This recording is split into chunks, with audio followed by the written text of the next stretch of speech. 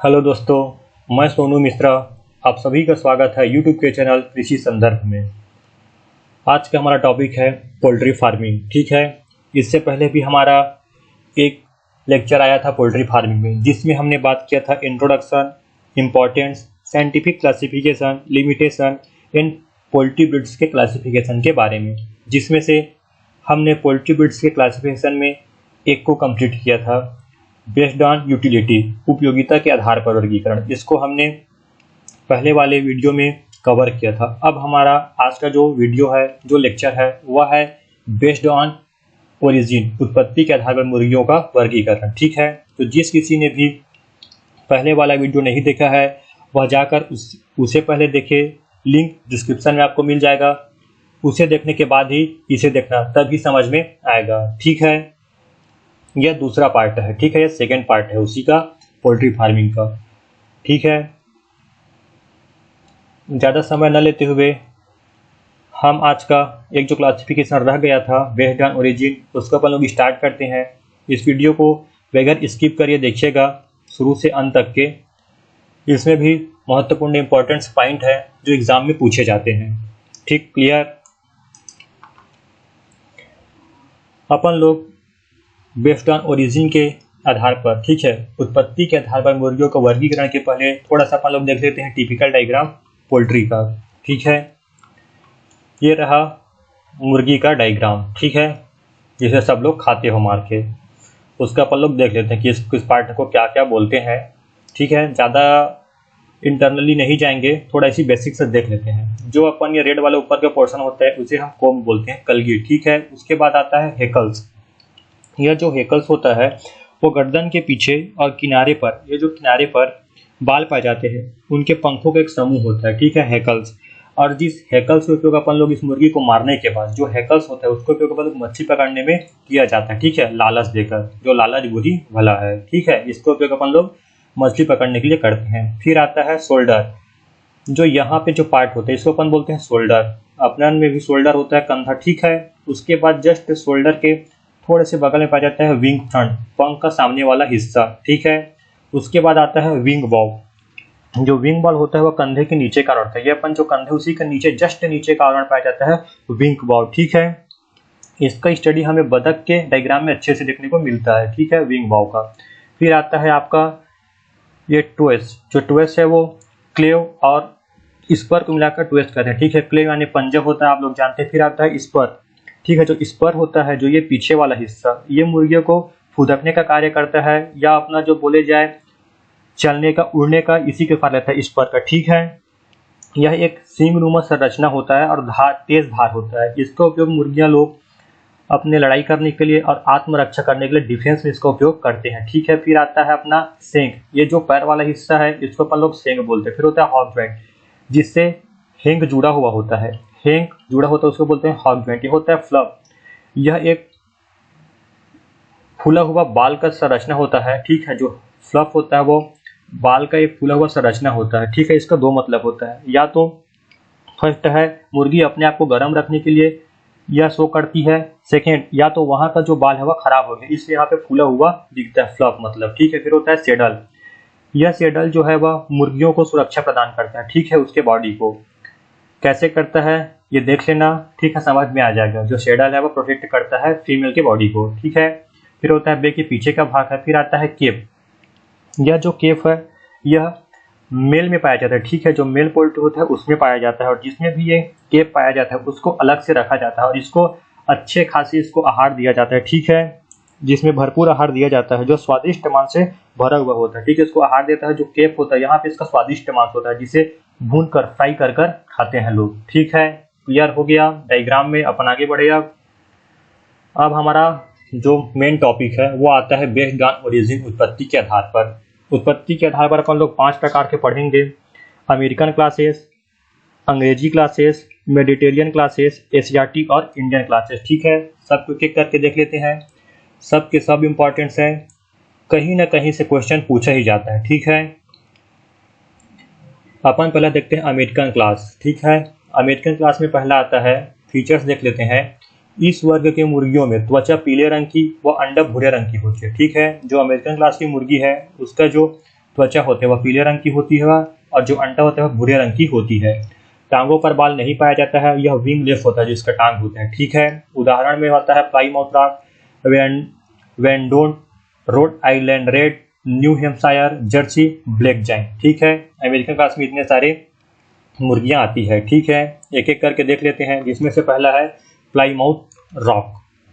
यह जो Plymouth rock है वो अमेरिकन की यह एक बहुत ही प्रसिद्ध जाति है। ठीक है, जो प्लाईमाउथ रॉक है वो अमेरिकन की एक प्रसिद्ध जाति है, मतलब यह अमेरिकन की एक नस्ल है। ठीक है, सेकंड है यह अंडे और गोश्त दोनों के लिए अच्छा होता है, मतलब यह द्विकाजी नस्ल है। ठीक है, तीसरा है शरीर का रंग धूसर सफेद, पंख पर काले रंग की धारियां होती है जिनकी लंबाई बराबर होती है। ठीक है, हमारे देश में इसे लाया के नाम से जाना जाता है। ठीक है, क्वेश्चन पूछ देता है कि हमारे देश में लाया के नाम से किसे जाना जाता है, तो वह है प्लाईमाउथ रॉक। ठीक है, ये देख लो, ये धूसर ब्राउन रंग का होता है, उसके यहाँ पे पंख पर ब्लैक कलर की धारियां पाई जाती है। ठीक है, इसी को अपन लोग लाया के नाम से जानते हैं। क्लियर। अब आता है रोड आइलैंड रेड। इस जाति के मुर्गी अधिक परिश्रमी होते हैं, हार्ड वर्किंग वाले होते हैं। ठीक है, इस जाति के मुर्गी ये वर्ष में 240 से 260 अंडे तक देती है। इस जाति का शरीर लंबा, आयताकार एवं चौड़ा और गहरा होता है। ठीक है, जो रोड आइलैंड की जाति के मुर्गी है उसका शरीर लंबा होता है, आयताकार होता है और चौड़ा और गहरा होता है। पीठ, चपटी और सीना आगे की ओर ठीक से विकसित होता है, जो कि गोश्त वाली मुर्गियों का विशेष गुण है। जो भी मुर्गियां गोश्त देता है, ठीक है, उनका जो सीना है वो धंसा हुआ रहेगा, उनका जो सीना है, ठीक है, पीठ चपटा हुआ रहेगा और सीना है जो आगे की ओर विकसित हुआ होगा। ठीक है, बाहर से लाई गई जातियों में यह सबसे प्रसिद्ध है। ठीक है, इनकी दो उपजातियां हैं, सिंगल कोम और रोज कोम। फिर आता है न्यू हैम्पशायर।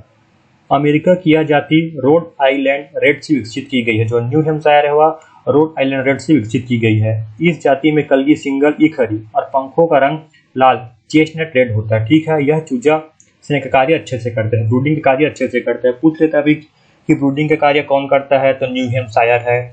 और यह किसके अंतर्गत आता है, कौन से क्लास के अंतर्गत आता है, तो बताना, अमेरिकन क्लास के अंतर्गत आता है। ठीक है, ये देखो, यहाँ जो इसका पंख होता है वह चेस्टनट रेड कलर का होता है। ठीक है, यही मुर्गी है जो ब्रूडिंग कार्य अच्छे से करती है। अब देखते हैं रोड आइलैंड रेड का।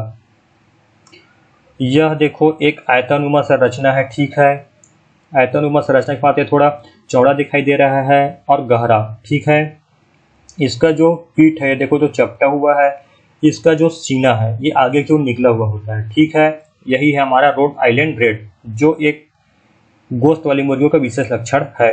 पीठ धंसा हुआ, चेस्ट आगे की ओर निकला हुआ। ठीक, अब आता है इंग्लिश क्लासेस। ठीक है, अपन लोग का अमेरिकन क्लासेस कंप्लीट हो गया, अब आता है इंग्लिश क्लासेस। तो इंग्लिश क्लासेस का फीचर्स देख लेते हैं। त्वचा का रंग, जितने भी अंग्रेजी वर्ग के नस्ल है उनके सभी का त्वचा का रंग सफेद होता है, केवल कार्निश को छोड़कर। जो कार्निश है उनके त्वचा का रंग पीला होता है। ठीक, सिंक पंख रहित होता है, विंगलेस होता है। ठीक है, इसके जो पैर में उसमें पंख नहीं पाया जाता है। अंडों का रंग भूरा होता है। क्लियर। उदाहरण होता है आर्पिंगटन, ससेक्स, कार्निश, ऑस्ट्रेलाप, रेड केप। ऑस्ट्रेलाप का उत्पत्ति स्थान ऑस्ट्रेलिया है, नाम से ही समझ में आ रहा है। फिर आता है आर्पिंगटन, इसकी बक रंग की जाति अधिक प्रसिद्ध है। ठीक है, आर्पिंगटन में एक जाति आती है बक रंग की, जो अधिक प्रसिद्ध है। ठीक है, फिर आता है कार्निश। कहा जाता है कि यह जाति असील एवं मलाया तथा अंग्रेजी गेम जातियों के संकरण से विकसित किया गया है। जो कार्निश है वह 3 जातियों से विकसित किया गया है। कौन कौन से, असील, मलाया और अंग्रेजी गेम जातियों से। ठीक है, यह मांस प्राप्ति के लिए अच्छी मानी जाती है। ये देख लो डायग्राम, ये है ऑस्ट्रेलाप की, ये है आर्पिंगटन की और ये होती है ससेक्स की। डायग्राम से ही जल्दी समझ में आता है, डायग्राम देखना और जो फीचर्स है वो देखना। ठीक है, फिर आता है मेडिटेरियन क्लासेस। इसका फीचर्स देख लेते हैं अपन लोग। त्वचा का जो रंग होता है पीला होता है। तो पीला कौन कौन से होता है, एनकोना और लेघार्ना। जो एनकोना है और व्हाइट लेघार्ना है, इनका जो पीला का रंग है, जो त्वचा का रंग है वो पीला होता है। बाकी मिनोरका और एंडेलुस्टन का जो बॉडी का कलर है वो व्हाइट कलर का होता है, सफेद का। ठीक है, अंडे का रंग सफेद होता है। उन दोनों में भूरा था और इसमें अंडे का रंग सफेद है। पंख रहित होता है। ठीक है, जो सेंक होता है उसमें पंख रहित है, विंगलेस। फिर आता है उदाहरण एंडेलुस्टियन, स्पेनिश, मिनोरका, एनाकोना, बटरकप, लेघार्ना। इस क्लास में सबसे इम्पोर्टेंट है वह है व्हाइट लेघार्न। क्यों है वो देखते हैं अपन, ठीक है। यह इटली की जाति है। यह विश्व में सर्वाधिक अंडे देती है। इसे अंडे देने वाली चैंपियन कहा जाता है। यह एक साल में 290 से 310 अंडे देती है, ठीक है। यही सबसे महत्वपूर्ण है मेडिटेरियन क्लासेस में, क्योंकि यह सबसे ज़्यादा अंडे देती है। इसे अंडे देने वाली चैंपियन कहा जाता है और यह एक साल में 290 से 310 अंडे देती है, ठीक है। क्लियर हुआ। फिर आता है एशियाटिक क्लासेस। एशियाटिक क्लासेस का फीचर देख लेते हैं। त्वचा का रंग होता है वह पीला होता है। अंडे का रंग भूरा होता है। सिंक पंखयुक्त और पीली होता है। एशियाटिक क्लास के मुर्गियों में पंख पाया जाता है और वो भी पीले रंग का होता है, बाकी में पंख नहीं पाया जाता, ठीक है। उदाहरण में आता है ब्रह्मा, कोचिन, लेक्सन। एक एक करके देख लेते हैं। सबसे पहला आता है ब्रह्मा। इसका उद्गम स्थान भारत का ब्रह्मपुत्र का क्षेत्र माना जाता है, ठीक है। नाम से ही समझ में आता है ब्रह्मा और ब्रह्मपुत्र। कलगी मटर के समान होती है। सेंक और पंजों की झिल्ली पर पंख होता है, ठीक है। जो पैर और पंजे की झिल्ली उसमें पंख पाया जाता है। मुर्गे का शरीर 5.45 kg और मुर्गी का भार 4.32 kg होता है। क्लियर होता है। जो मेल रहेगा उसका वेट होगा 5.45 kg और फीमेल का जो वेट होगा वो 4.32 kg रहेगा। ये देखो, ये है ब्रह्मा नस्ल। इसका जो पैर है और इसका जो सेंक और पंजों पर ये देखो बाल पाया जाता है, ठीक है। इस वर्ग का विशेष लक्षण है इसके पैर पर बाल पाना। क्लियर। फिर आता है कोचीन। इस जाति का उद्गम चीन के संघाई शहर में हुआ है, इसलिए इसे प्रारंभ से संघाई फॉल भी कहते हैं, ठीक है। जो कोचीन उसको अपन लोग संघाई फॉल भी कहते हैं। देखने में भारी प्रतीत होना तथा सिंग पर पंख होना इस जाति का विशेष गुण है, ठीक है। जो कोचीन है उसके सिंग पैर पर पंख होना एक विशेष गुण है। पूर्ण विकसित युवा मुर्गे का औसत शारीरिक भार 5.00 तथा मुर्गी का 3.66 kg होता है वजन, ठीक है। ये देखो, ये है कोचीन। इसके पैर पर पंख पाया जाता है। इसका जो इसे को अपन लोग संघाई फॉल भी कहते हैं। क्लियर। इमेज देखते जाना, जल्दी याद होगा। जिसका इमेज नहीं डाला हूँ गूगल में मिल जाएगा, वो देख लेना, ठीक है। जितना क्वेश्चन आने लायक एग्जाम है वो मैं सारा कुछ नोट कर दिया हूँ। फिर भी कुछ एक्स्ट्रा लगे, जो अधूरा लगे, तो बहुत सारी बुक है, पढ़ लेना। मेरे हिसाब से इतना कंप्लीट है, ठीक है। फिर आता है लैंगसन। चीन का लैंगसन जिला इस जाति का उद्गम स्थान माना जाता है। इसमें सिंगल कलगी होती है, ठीक है।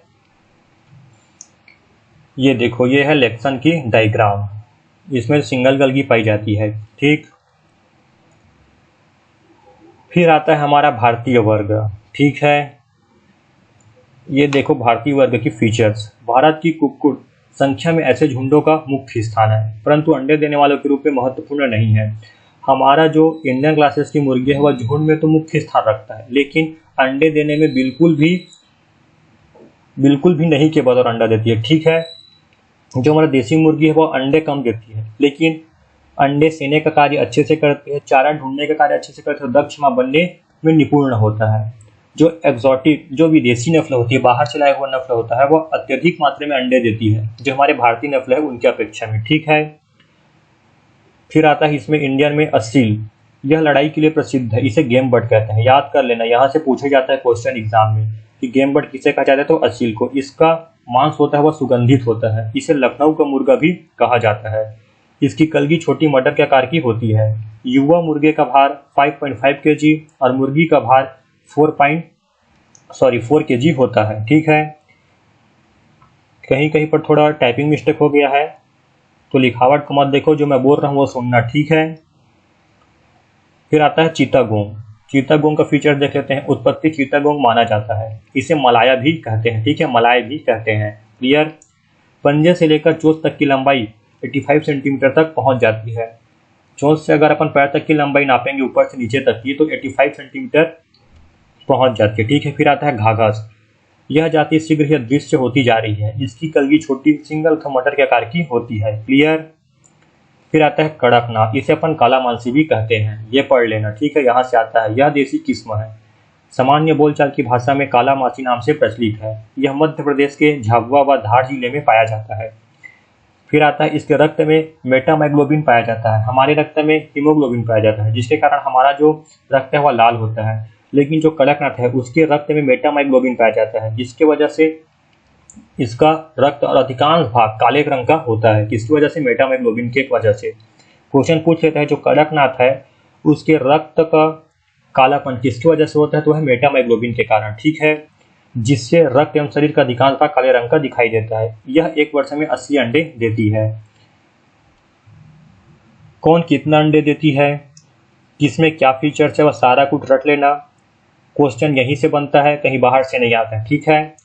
अपन लोग क्या करते हैं कि यह तो इजी है करके अपन छोड़ देते हैं, लेकिन जब एग्जाम देना पड़ता है तो इजी भी हमारे साथ नहीं बनता, इसलिए आराम से पढ़ना, ठीक है।